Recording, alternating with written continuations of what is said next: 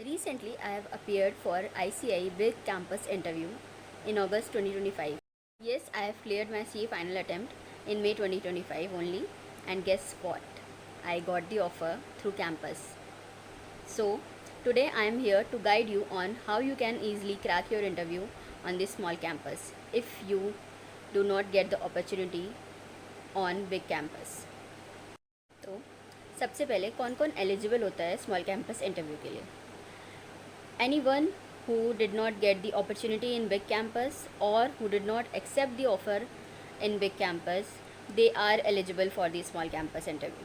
Even though they have given consent for 4 companies gave interview, but till the time your portal is open, you are eligible for the small campus interview. Okay?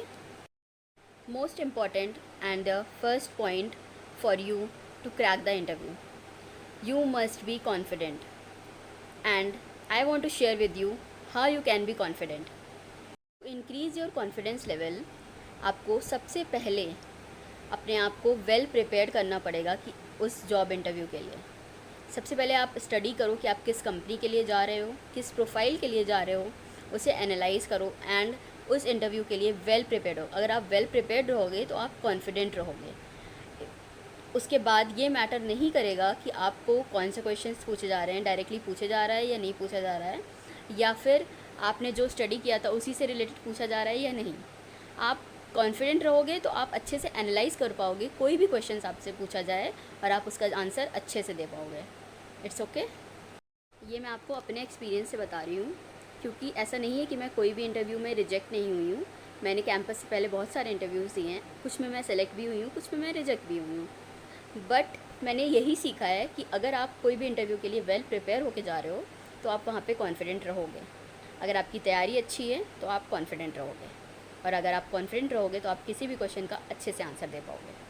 So the first point is you must be confident. Number 2, the second point is you must be well dressed, properly tied hair, proper shoes होना चाहिए, क्योंकि अगर आप proper दिखोगे, neat and clean रहोगे तो interviewer के ऊपर अच्छा इफेक्ट पड़ता है।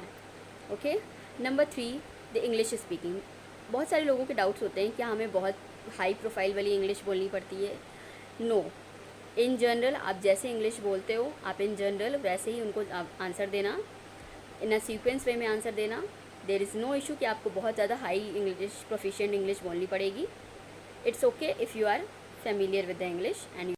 And number 4, and which is also very important, that you must be well prepared for the general common questions like where do you see yourself in next 5 years, why statutory audit, or why the profile you are applying for, and introduce yourself.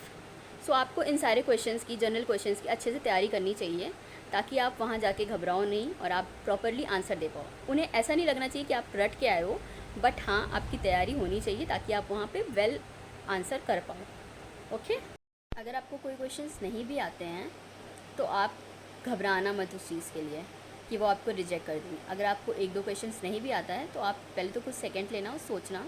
अगर फिर भी आपको नहीं आता है तो आप सीधा सीधा कह देना, sorry sir, I don't know this answer. अगर आपको उससे रिलेटेड कुछ पता है तो आप वो बता दो, अदरवाइज़ इट्स ओके टू से नो। इंस्टेड कि आप उन्हें घुमाते जा रहे हो आंसर्स में, आप सीधा सीधा मना कर सकते हो। They will not reject you just because of 1 or 2 questions you are not answered. So ये है मेरा एक्सपीरियंस इंटरव्यू का, एंड आई होप ये आपको हेल्प करेगा। अगर आपको जानना है कि मैं किस कंपनी में ज्वाइन करने वाली हूँ या मुझे किस कंपनी से ऑफ़र आया है और मुझे क्या क्या क्वेश्चंस पूछा गया था मेरे इंटरव्यू में, so please drop a comment, subscribe my channel, press the bell icon and share as much as you can. Hit the like button. Thank you.